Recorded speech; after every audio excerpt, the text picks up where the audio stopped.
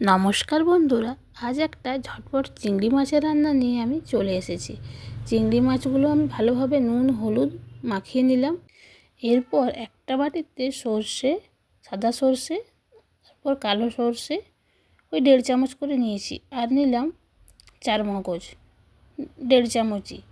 তারপর এবার এটাকে পেস্ট বানিয়ে আমি রেখে দেবো। পেস্ট বানিয়ে নিয়েছি। এবার কড়াইয়ে তেল দিয়ে একটু হলুদ দিয়ে আলুগুলো ভেজে তুলে নেব। এরপর ওই একই তেলে আমি চিংড়ি মাছগুলো ভেজে নেব। একবারে সবগুলো হবে না, তাই বারে বারে ভেজে নেব। 2-3 বারে আমি ভেজে তুলে নেব। খুব বেশি ভাজবো না, একটু এপিট ওপিট করে লাল হলেই আমি তুলে নেব। চিংড়ি মাছ বেশি ভাজা যাবে না। এরপর ওই তেলেই আমি দিয়ে দেব শুকনো লঙ্কা আর কুচনো পেঁয়াজ। পেঁয়াজ লাল লাল হলে আমি দিয়ে দেব টমেটো কুচি। টমেটোগুলো তাড়াতাড়ি যাতে গলে যায় তার জন্য একটু নুন দেব। টমেটোগুলো গলে গেলে এরপর এর মধ্যে আমি দিয়ে দেব কাঁচা লঙ্কা। টমেটো গলে গেছে, ভাজা ভাজা হয়ে এসেছে। এরপর দিয়ে দিলাম হলুদ, শুকনো লঙ্কার গুঁড়ো, জিরে, ধনে, যা যা শুকনো গুঁড়ো মশলা আমরা ব্যবহার করি। বেশ ভালোভাবে কষানো হয়ে গেলে এর মধ্যে আমি দিয়ে দেব ওই পেস্ট, সর্ষে চারমগজের যে পেস্ট আমি বানিয়ে রেখেছিলাম। তারপর খুব ভালোভাবে কষাবো যতক্ষণ না মশলা থেকে তেল ছেড়ে বার হচ্ছে।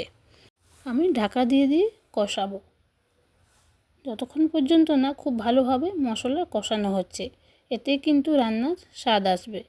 দেখুন মশলা থেকে তেল ছেড়ে দিয়েছে। এবার আলুগুলো দিয়ে দিলাম।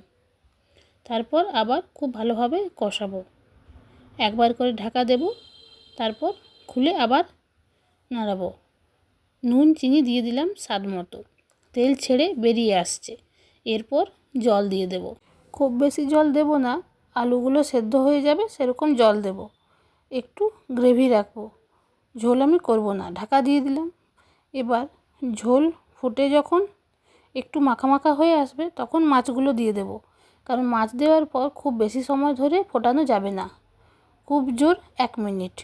তারপর কাঁচা লঙ্কা দিয়ে দিলাম। এবার ঢাকা দিয়ে একটু ফুটিয়ে নেব। হয়ে গেছে, এবার খুলে দেখে নিই।